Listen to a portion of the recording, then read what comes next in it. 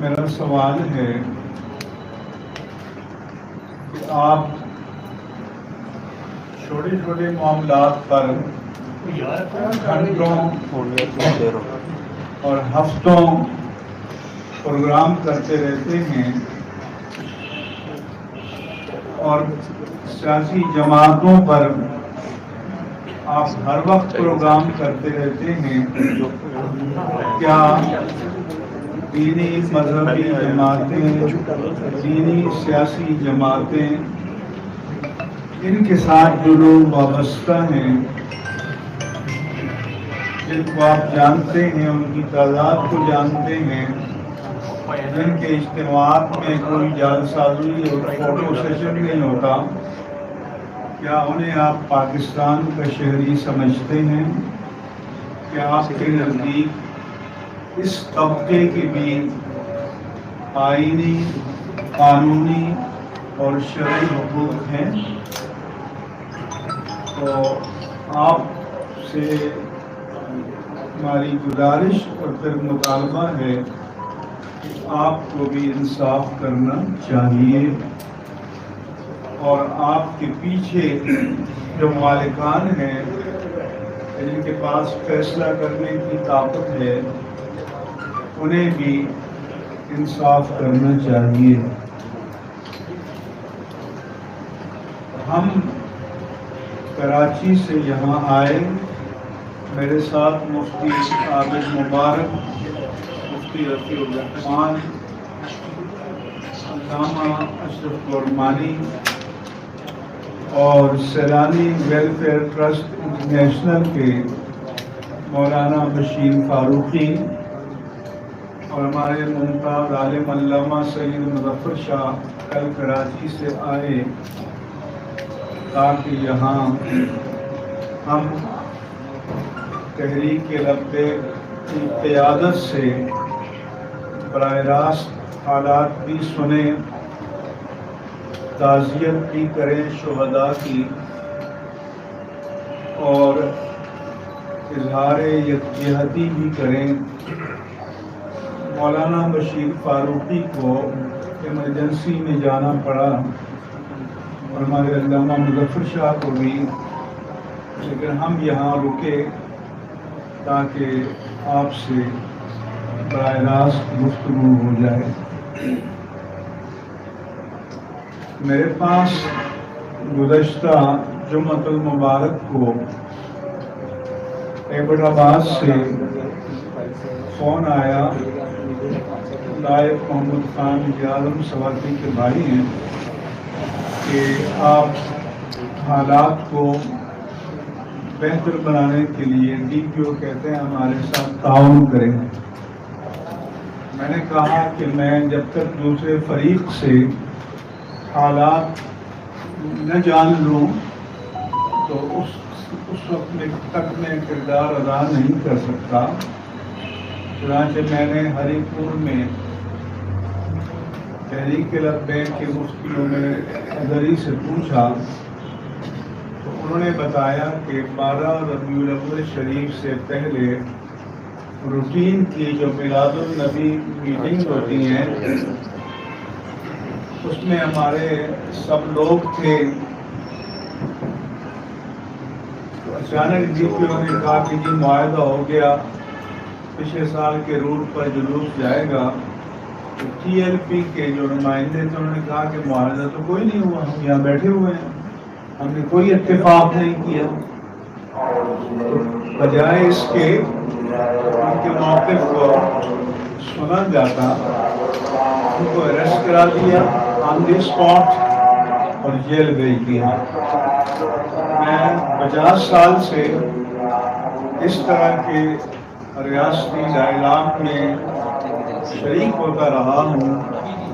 ایک بار بھی ایسا نہیں ہوا کہ ڈائلاگ کے لیے بلایا گیا ہو، مشاورت کے لیے بلایا گیا ہو اور آن دی اسپاٹ اریسٹ کر دیے جائیں. تو پہلی اشتعال انگیز کارروائی ڈی پی او نے یہ کی. پھر مجھے کہا کہ ڈی سی ابٹاباد آپ سے بات کریں گے. ڈی سی ابٹاباد نے مجھے فون کیا کہ آپ مدد کریں. میں نے کہا مدد کرنے کا یہ ہوتا ہے کہ دوسرے فریق کو اسپیس دی جاتی ہے.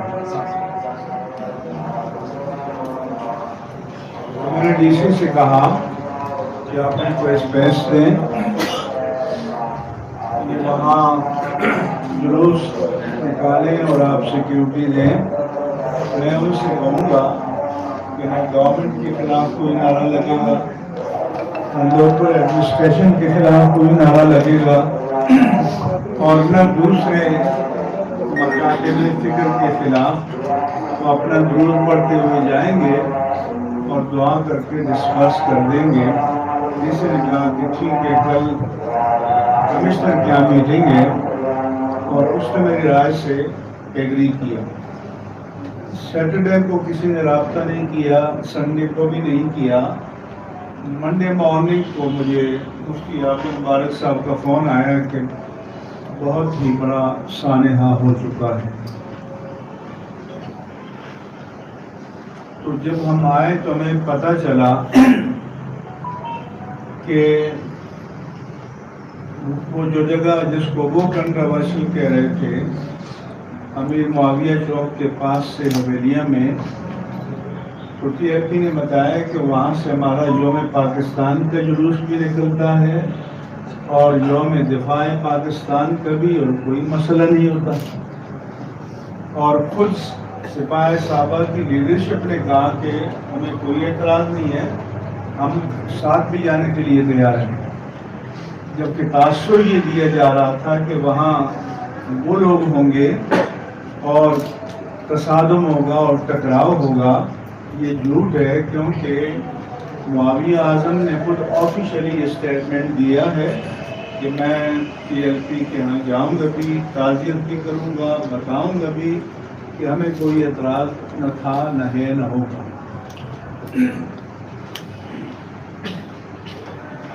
پھر ہمارے مفتی اعظم مبارک صاحب علامہ سعد رضوی صاحب سے رابطے میں تھے. انہوں نے بتایا کہ آپ یہاں کال آف کر دیں. آپ بازار سے جو ادھر گئے ہیں, ہری پور سرائے سالے سے آگے جاتے ہیں تو حویلیہ شہر دائیں طرف اوپر ہے, اور نیچے پل ہے, وہ شاید ریاض روڈ کہتے ہیں, اس کو کراس کرتے ہیں کہ اقتباد جاتے ہیں. تو انہوں نے ایبٹ آباد حویلیہ کے درمیان جو پل تھا, اس علاقے کی طرف گئے بھی نہیں ہیں, حویلیہ شہر کے اندر گئے بھی نہیں ہیں. اس مقام سے تقریباً 3 کلومیٹر دور اپنے جلوس کو ختم کر دیا اور واپسی کا سفر شروع کر دیا. جب واپسی کا سفر شروع ہوا تو یہ بتاتے ہیں کہ اچانک فائرنگ شروع کر دی گئی, بلائنڈ فائرنگ, گرینیڈ پھینکے گئے. سول ڈریس میں بھی لوگ تھے, اور اس میں 4 افراد شہید ہو گئے, 1.5 درجن تو شدید زخمی ہیں, باقی زخمی اور بھی ہیں. تو ہم یہ سمجھتے ہیں کہ یہ تو دانستہ ایک قتل عام کی مجرمانہ کارروائی تھی, کیونکہ جب جلوس کال آف ہو گیا, واپسی کا سفر شروع ہو گیا, تب تک کوئی تصادم, ٹکراؤ, کوئی ایسی بات نہیں ہوئی. اور واپس جاتے ہوئے لوگوں پر فائر کھول دینا, جن کو یہ حضرات خود عینی شاہد ہیں. پھر ان کے پاس کلپس ہیں. آپ میں سے جو انویسٹیگیٹو جرنلزم میں دلچسپی رکھتے ہیں, ڈیٹیکٹیو جرنلزم میں دلچسپی رکھتے ہیں, وہ آئیں, ان کلپس کو آپ دیکھیں, سنیں, جس سے پتہ چلتا ہے کہ ریاست کے نظم میں کوئی نہ کوئی ایسا طبقہ موجود ہے جو ملک میں فساد برپا کرنا چاہتا ہے. اب وہ کس ادارے کے ہیں, کون لوگ ہیں, اور کون ہے کہ جن پیچھے لائن اپ ہے پولیس اور سول ڈریس میں ان کو باقاعدہ فائرنگ کی کوئی اجازت دی جاتی ہے, کوئی چیک نہیں ہے. چنانچہ اللہ تعالیٰ نے کرم کیا کہ یہ شاید قیادت نشانے پر تھی، ان کو ہٹ کرنا چاہ رہے تھے تاکہ پورے ملک میں ایک ریئیکشن ہو اور پورے ملک میں انتشار برپا ہو جائے. یہ ایک انٹینشنل ارادی کارروائی تھی. اس کی شواہد ان کے پاس موجود ہیں. تو ہم ریاست سے پوچھنا چاہتے ہیں کہ ریاستی اداروں میں ایسا سیل کون سا ہے یا ایسے افراد کون سے ہیں جو ملک کو تصادم کی راہ پر ڈالنا چاہتے ہیں اور جو ملک میں انتشار برپا کرنا چاہتے ہیں. کیونکہ ہم تو اس لیے آئے کہ ان کو ٹھنڈا کریں. کیوں کہ ان پر بھی جو شہداء ہیں، زخمی ہیں، ان کے متعلقین کا دباؤ ہے، نوجوانوں کا دباؤ ہے. تو کل سے ہم اس کوشش میں ہیں کہ ان کو کول ڈاؤن کریں، ان کو ٹھنڈا کریں اور پہلے اپنا موقف قوم کے سامنے اور جو مختلف ادارے ہیں، اسٹیبلشمنٹ ہے، اس کے سامنے پیش کریں کہ وہ اس مسئلے کو ایڈریس کرے، ریزالو کرے اور مجرموں کو سامنے لائے. ایک جوڈیشل کمیشن بنایا جائے، اس کے انڈر میں ایک جے آئی ٹی بنائی جائے، لیکن ایسی جے آئی ٹی نہیں کہ جو معاملات کو دفن کرنے کے لیے بنے، بلکہ تمام شواہد کو وہ کلیکٹ کرے، جمع کرے اور اس کے ٹی او آرز جو ہیں وہ تحریک لبیک کی مشاورت سے طے ہونے چاہیے اور ان کو کنوکٹ کرنے کا اختیار ہونا چاہیے اور ان کو مجرمین کے تعین کا اختیار ہونا چاہیے کہ جن کا پھر اس کے بعد ٹرائل شروع ہو. اگر حکومت، ریاستی ادارے ملک میں امن چاہتے ہیں اور ہم بھی چاہتے ہیں تو انہیں اس سلسلے میں مؤثر اقدامات کرنے ہوں گے.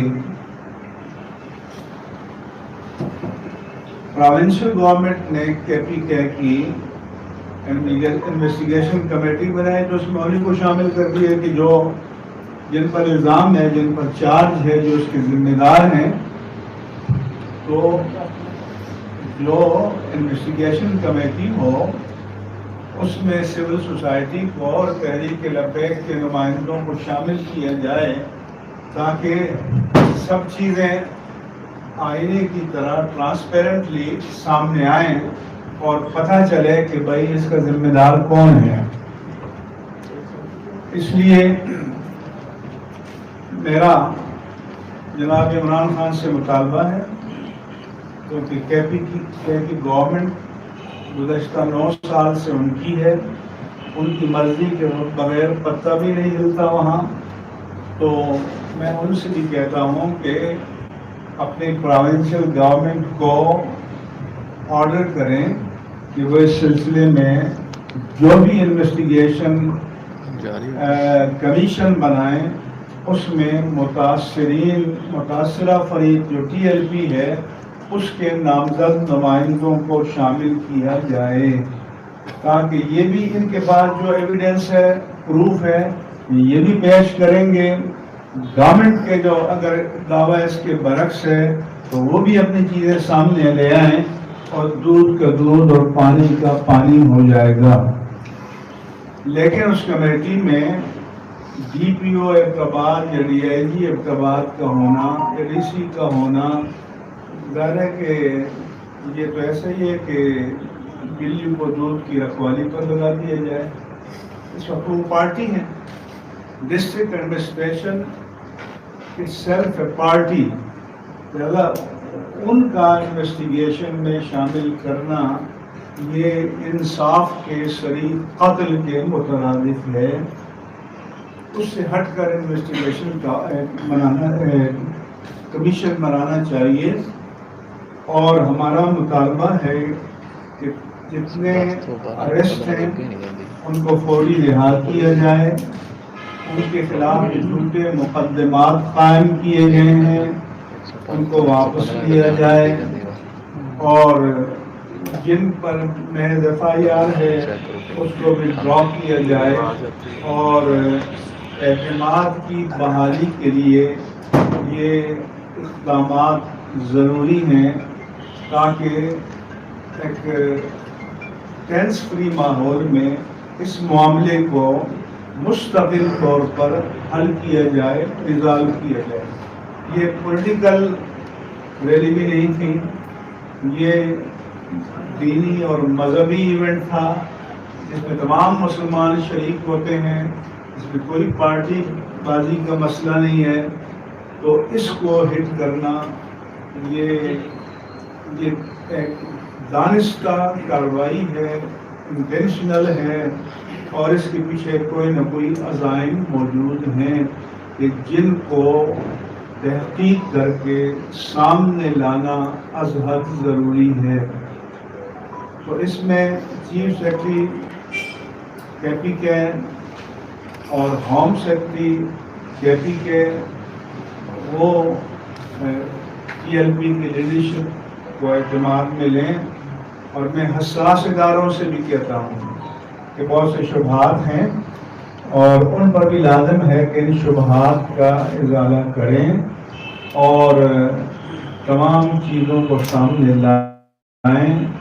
اور یہ نہیں ہے کہ بھی کسی لو لیول کے افسر کو بھیج دیا، بلکہ جو ڈی جی صاحب، D G I S I اور ڈی جی سی ہیں، وہ ان بلائیں اور ان کے ساتھ باقاعدہ میٹنگ کریں اور یہ تمام شواہد پیش کریں گے، اس مسئلے کو مکمل طور پر ریزالو کیا جائے، حل کیا جائے۔ یہ اہل سنت کے ساتھ زیادتی ہے۔ آپ کو پتہ ہے کہ جب محرم کے جلوس ہوتے ہیں تو پوری ریاست کی نبض جو ہے وہ ساکت ہو جاتی ہے، اور پورے 10 دن پوری ہماری پولیس کی فورس، رینجرز کی فورس اور ریگولر آرمی وہ سب اس میں انوالو ہوتے ہیں۔ تو یہ بھی اسی طرح کا ایک دینی ہمارا ایونٹ ہے اہل سنت و جماعت کا، اور اس کو بھی اسی طرح لا اینڈ آرڈر کے حساب سے اہمیت دی جانی چاہیے۔ میں یہ بھی بتانا چاہتا ہوں کہ جو ہمارا پچھلا معاہدہ تھا اس کے بیشتر پوائنٹس پر عمل ہوا، لیکن کچھ لوگ ایسے ہیں کہ جن کے کیسز ابھی وڈرا نہیں کیے گئے اور ان کو اینٹی ٹیررسٹ کورٹ میں ڈالا گیا۔ تو یہاں قاتل کو سپریم کورٹ جو ہے اس کے اوپر سے ایٹیسی کا چارج اٹھا کر گھر بھیج دیتی ہے، اور جو دینی جماعتوں کے لوگ ہیں تو کیا اس ملک میں ان کو جینے کا حق نہیں ہے؟ کیا وہ اس ملک کے شہری نہیں ہیں؟ تو لوگوں کو اشتعال نہ دلایا جائے، رد عمل پر مجبور نہ کیا جائے۔ ہم اس ملک میں امن چاہتے ہیں، سلامتی چاہتے ہیں۔ پہلے ہی یہ ملک پولیٹیکلی اور اکنامکلی کافی حد تک ڈی اسٹیبلائز ہے، عدم استحکام کا شکار ہے، اور اس میں اگر یہ مذہبی عنصر شامل کیا گیا تو یہ تباہی اور بربادی کا ہوگا۔ اور شاید یہ دانستہ کیا گیا ہے کہ تمام چیزوں کا رخ جو ہے وہ مذہب کی طرف ہے، موڑ کر اس کو فرقہ واریت کا نام دیا جائے۔ یہاں پر فرقہ واریت کا کوئی مسئلہ نہیں ہے، اور نہ ہم کسی فرقے پر کوئی چارج لگا رہے ہیں۔ ہم ذمہ دار حکومت وقت کو قرار دے رہے ہیں۔ یہ وفاقی حکومت کی ذمہ داری ہے، اس کے تحت ریاستی اداروں کی ذمہ داری ہے، اور خیبر پختونخوا کی حکومت کی ذمہ داری ہے کہ اس مسئلے کو ایڈریس کریں، مجرموں کا تعین کریں اور ان کو قرار واقعی سزا دیں، اور بے گناہوں لوگوں پر جتنے مقدمات چارجز ہیں ان کو انکنڈیشنلی ان کو وڈرا کیا جائے، ان کو واپس لیا جائے، اور معاملات کو نارملسی کی طرف لانے میں اگر وہ چاہیں گے تو ہم مدد کے لیے تیار ہیں۔ اور ٹی ایل پی کی مجلس شورا سے بھی ہم کہیں گے کہ یہ تعاون کریں، اور ہم کل سے ہیں ان کو ہم کہہ رہے ہیں کہ آپ کول ڈاؤن ہو جائیں، اپنے لوگوں کو آپ مطمئن رکھیں اور حکومت کو موقع دیں کہ وہ اپنی ذمہ داری پوری کرے۔ اہل سنت و جماعت میں یقیناً ایک اشتعال بھی ہے، ایک نفرت بھی ہے۔ میں آپ حضرات کے توسط سے اپنے پورے عوام اہل سنت سے بھی اپیل کرتا ہوں کہ وہ جذبات کو قابو میں رکھیں، اور ہم نے حکومت کو جو موقع دیا ہے تو انہیں اس سلسلے میں اپنا مثبت کردار ادا کرنے کا موقع دیں۔ اگر ان کی نیت صحیح ہے، عزائم صحیح ہیں، اور اس کے پیچھے کوئی بدنیتی شامل نہیں ہے، یا ریاستی اداروں کے اندر کوئی ایسے عناصر نہیں ہیں، لیکن ہمیں جو شواہد انہوں نے بتائے ہیں تو ہمیں تو لگتا ہے کہ بعض ریاستی اداروں میں کوئی نہ کوئی ایسے عناصر موجود ہیں جو ملک کے حالات کو انتشار کی طرف لے جانا چاہتے ہیں، اور ان کو ناکام بنانا پوری قوم کی، میڈیا کی، ہم سب کی ذمہ داری ہے۔ اور نفرت کیوں پیدا ہوتی ہے؟ مثلا ذرا سی بات ہو جائے تو آپ لوگ گھنٹوں لگیں گے، لیکن دینی جماعتیں، دینی تنظیمیں، دینی سیاسی تنظیمیں نہ ان کی آواز آپ عوام تک پہنچنے دیتے ہیں، نہ ان کے موقف کو آپ عوام تک پہنچنے دیتے ہیں۔ تو اب آپ بتائیں، لوگ مجھ سے پوچھتے ہیں، میں نے گورنمنٹ کے لوگوں سے بھی کہا کہ آپ لوگ تو کہتے ہیں جی عوام کے حقوق مارے جا رہے ہیں، راستے بند کر دیے گئے ہیں، دھرنے دیے گئے ہیں، فلاں دیے گئے ہیں، تو لوگ اس طرف کیوں جاتے ہیں؟ اگر دلیل سے، استدلال سے، پرامن طریقے سے اپنا موقف پیش کیا جائے تو اس ریاست میں کوئی سننے کے لیے تیار نہیں ہے۔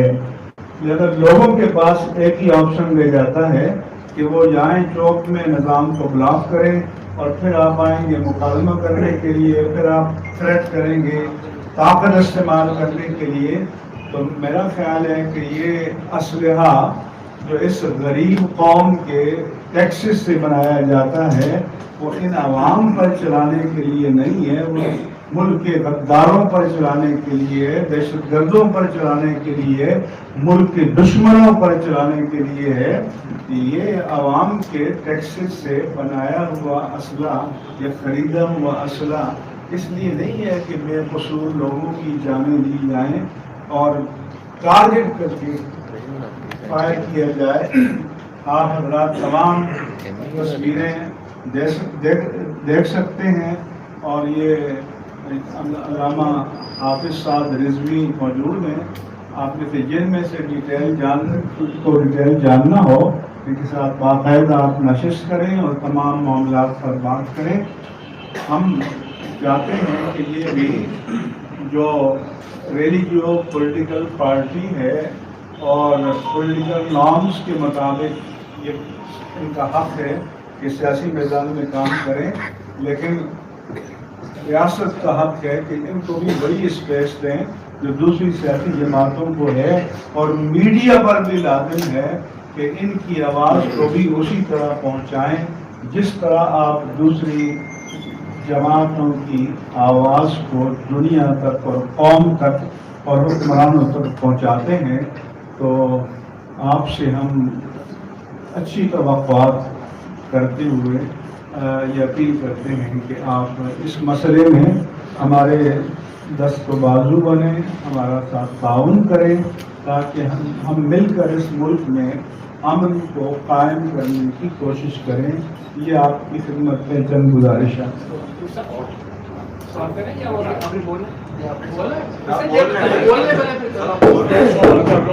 آپ یہ بتائیں کہ آپ کا تعلق سلاقی سے ہی ہے، ماضی میں سلاقی سے تعلق رہا ہے آپ کا؟ میرا خیال ہے ہاں، ماضی میں آپ کا مان سے تعلق ہے، آپ کا کس سے تعلق ہے؟ آپ کا تعلق مانسہرہ سے ہے؟ مائک دے دیں. آبائی تعلق مانسہرہ سے ہے. کیونکہ میں نے پڑھا ہوا ہے. کراچی میں سیٹل سر آپ کا علاقے سے رابطہ تو رہتا ہے، یہ بتائیں کہ وہاں مختلف مسائل کی کمپوزیشن یا تناسب کیا ہے؟ اور یہ خلا میں واقعہ تو نہیں ہو گیا، ایک دن پہلے بھی انہوں نے پرامن نکالا ہے اور تیسرے دن پھر واقعہ ہو گیا. اور کون سے ریاستی عناصر ہیں جو ان حافظ صاحب سے ناخوش ہیں اور ان کی کوئی ماضی کی گستاخی کی ایک اصلاح تو نہیں دی گئی؟ آپ کے سوال کا جواب دے دوں. میری ایک ذمہ دار اتھارٹی سے بات ہو رہی تھی. میں نے کہا کہ میں نے تشیع کے دوستوں سے پوچھا کہ آپ کا تناسب کیا ہونا چاہیے. 40%. میں نے اگر دوستوں سے پوچھا انہوں نے کہا 40%. یہ 80 ہو گئے. ہمارے لوگ کہتے ہیں 80%. 160 ہو گئے. دیوبندی مکتب فکر والے کہیں گے کہ اگر تھوڑی سی ہم رعایت بھی کریں تو 70 تو ہم ہیں. تو ہم 200 میں 250 بن جاتے ہیں، 350 بن جاتے ہیں. تو اس کا تو آسان ہے کہ بھئی آپ سینسس کرتے ہیں، اس میں آپ مسلک کا خانہ لکھ دیں، اور یہ کوئی جرم کی بات نہیں ہے. آپ کے سامنے ایک لیبیا اپنا لبنان ہے، وہاں پر پریزیڈنٹ کرسچن ہوتا ہے، پرائم منسٹر سنی ہوتا ہے، اسپیکر شیعہ ہوتا ہے. تو ٹھیک ہے، آپ سینسس کر دیں اور جس کے جو تناسب ہو اس کے حق کو تسلیم کیا جائے. تو ویسے مانسہرہ میں یا ابتباد میں کوئی مسلکی تصادم یا تناؤ کہیں بھی نہیں ہے. اور یہ بھی آپ کو پتہ ہے کہ اللہ کے پیارے حبیب سے محبت کرنے والے پاکستان کے قریہ قریہ میں، گوشے گوشے میں، کونے کونے میں ہر جگہ موجود ہیں، اور سب سے زیادہ تعداد میں موجود ہیں. جہاں تک ہو نہیں سکا کہ حافظ صاحب کی کوئی ماضی کی کسی بے ادبی کی سزا نہیں ریاستی حافظ صاحب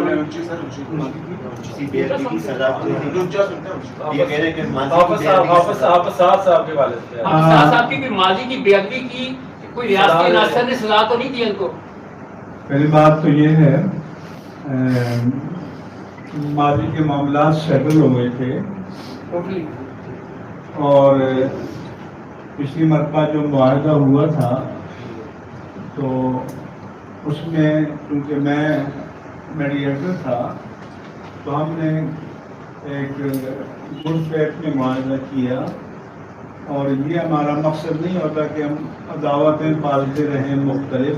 ہم تو چاہتے ہیں کہ نفرتیں حکومت اور عوام میں بھی کم ہوں اور عوام کے طبقات میں بھی کم ہوں. لیکن یہ جو غلط فہمیاں یہ بیوروکریسی اور ریاستی اداروں میں بعض لوگ شاید موجود ہیں کہ جو ان کا خاتمہ نہیں چاہتے.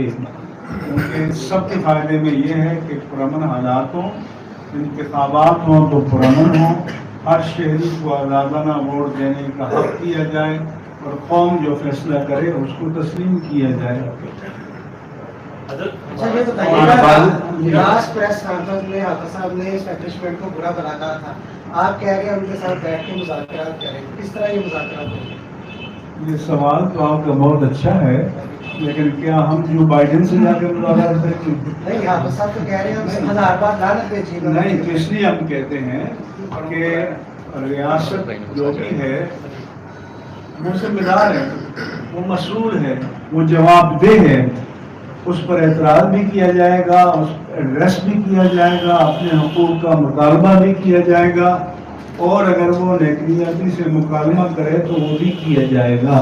اس لیے نہیں ہے کہ ہم اپنے ملک کے وہ کچھ سیاستدان تو کہتے ہیں کہ ہم یونا میں لے جائیں گے، ہم انسانی حقوق کے کمیشن میں لے جائیں گے.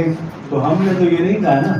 تو آپ کو ہمیں داد دینی چاہیے کہ مظالم سہنے کے باوجود اور شہداء کی لاشیں اٹھانے کے باوجود ہم یہ نہیں کہتے کہ ہم اپنے قومی ایشو کو انٹرنیشنل فورم پر لے جائیں گے. یہ آپ کے پاپولر سیاستدان کہتے ہیں. مفتی صاحب یہ فرما دیں یہ جو واقعہ ہوا ہے اس کے اندر جو بے گناہ لوگ پکڑے گئے ہیں یا جو ملزمان کی گرفتاری کے لیے کوئی مناسب ٹائم حکومت کو آپ دے رہے ہیں؟ میں حکومت کو کہتا ہوں مناسب کہ آپ کی نیت صحیح ہو تو کل سب کو فری کر دیں. یعنی مناسب کا مطلب یہ ہوتا ہے کہ کام اس کے ان کے بس میں نہ ہو. جب چھوٹے مقدمے بھی وہی قائم کریں تو ان کو وڈرا کرنا بھی انہیں کے اختیار میں ہے, وہ وہی کریں گے.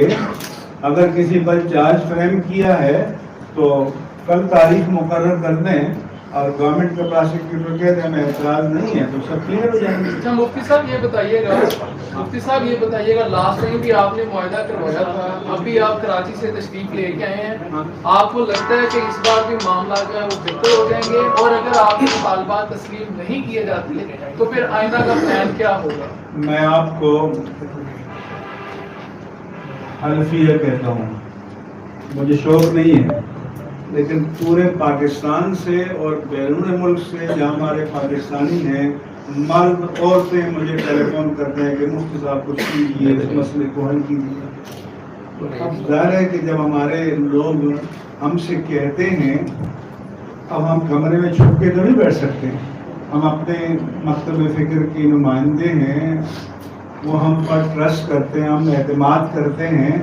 آپ مجھے بتائیں کہ کتنی لاشیں گری ہوئی تھیں تو لوگوں کا اعتماد تھا کہ ہم نے جا کے وزیر آباد میں کہا کہ آپ کو یہاں سے جب اٹھنے کے لیے کہا جائے تو اٹھیں گے, اور وہ ہمارے کہنے پر اٹھے.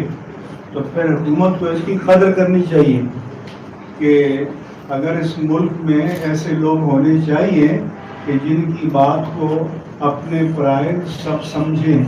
ہم جب بھی بات کریں گے دیانت پر ہوگی, عدالت پر ہوگی, امانت پر مبنی ہوگی, منافرت پر اور انتقام پر مبنی نہیں ہوگی.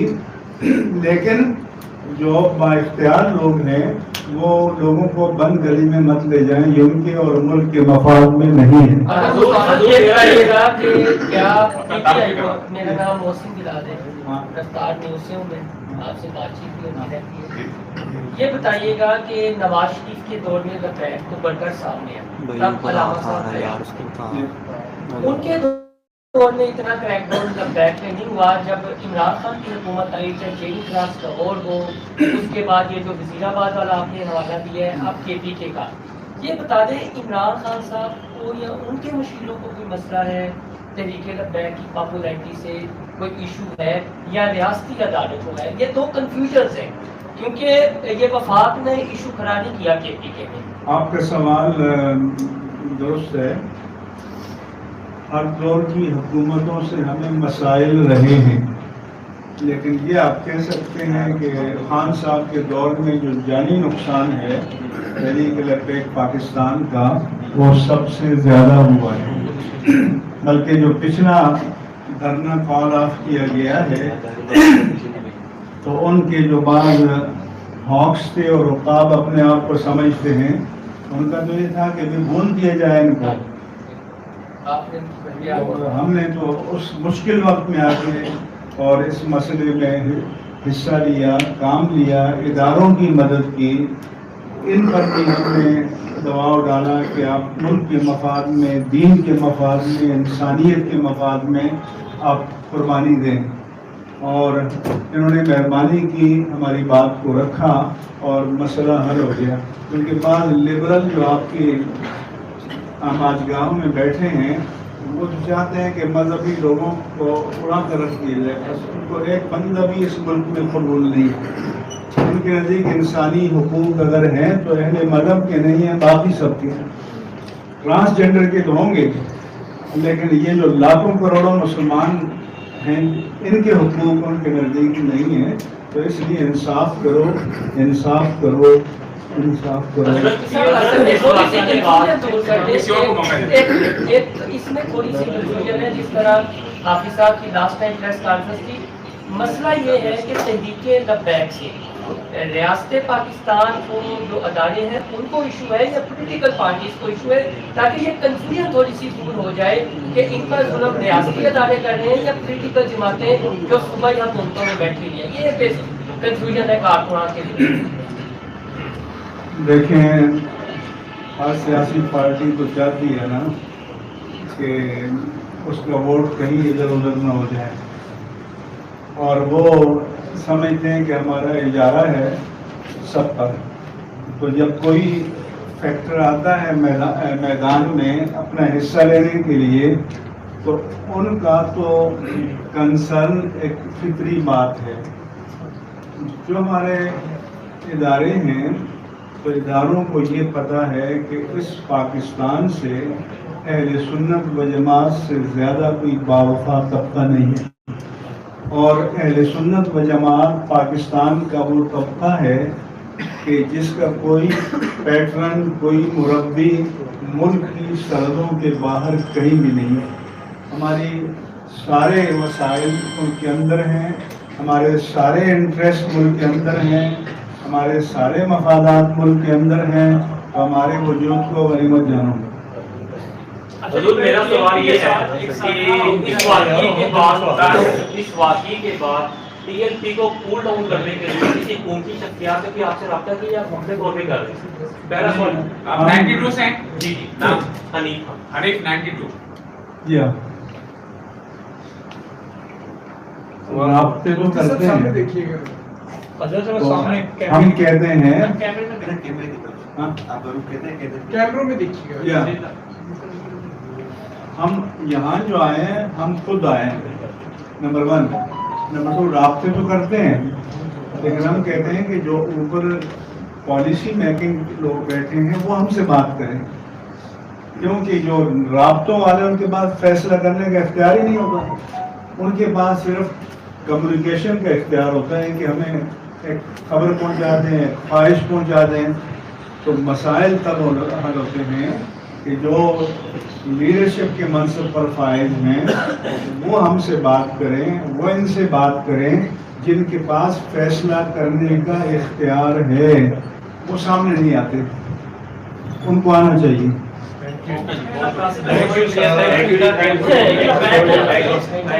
کے ساتھ پہلے ایک سانحہ ہوتا ہے اور آج عمران خان جو ہے وہ نااہل ہو گئے ہیں، یعنی تحریک لبیک کے جو سانحہ ہوا اس کے بعد آج جو عمران خان کو نااہل کیا گیا ہے اس پہ ٹی ایل پی کو ہمارا موضوع عمران خان نہیں ہے. آپ جو ہمارے ایشو پر سوال کرنا ہو تو صحیح.